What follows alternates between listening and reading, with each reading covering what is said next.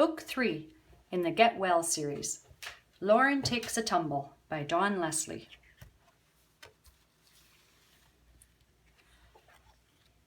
Whee!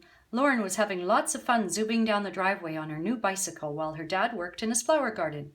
Her bike was a lovely red one, which she had just received for her birthday last week. Lauren loved the way the sun was shining on the glossy red handlebars, and she especially liked the little basket her dad had attached behind her seat so that she could carry her toys with her.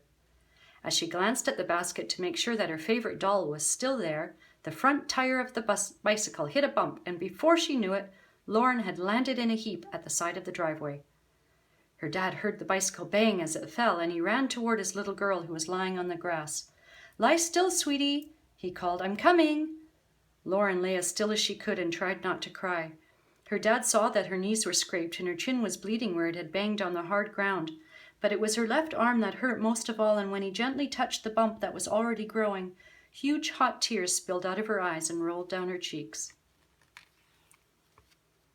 He asked if she could wiggle her fingers and bend her wrist, but it really hurt when she tried, so her dad put his sweater under her head to make a little pillow and ran to the house to get some newspapers and strips of an old sheet. "Lauren," he said calmly when he returned, "I think you've damaged the bone in your arm and we need to visit Dr. Maggs." He gently placed the rolled-up newspaper under her arm and wrapped the strips of fabric around to hold it in place. Once it was still and secure, it felt much better, so she and her dad walked slowly to the car and drove to the hospital. Dr. Maggs carefully felt her arm, and Lauren tried very hard not to cry, but when the doctor pressed right on top of the sore spot, she just couldn't stop the tears from falling again. Her dad held her other hand tightly and gently wiped her cheeks, while Dr. Maggs arranged for her arm to be x-rayed. She explained to them both that the x-ray machine would take a picture of the bone in Lauren's arm so that they could see if it was broken. Lauren felt a little bit scared, but the technician who operated the big machine was so quick and kind that the pictures were taken before she even knew it. "Beep," sounded the machine.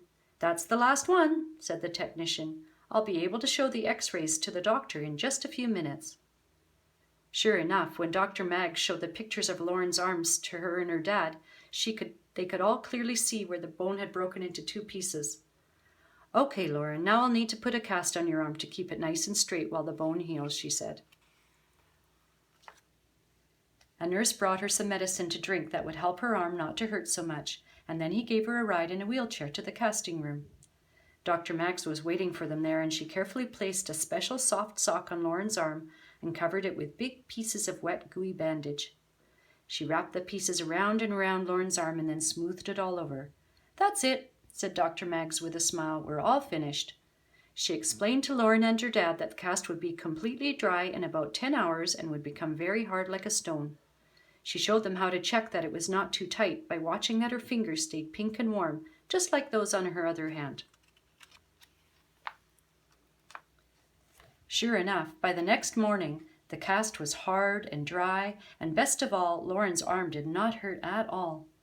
At school, her friends took turns signing their names and drawing little pictures on the cast, and by the end of the school day, Lauren's arm was just as colorful as her dad's beautiful garden. The end.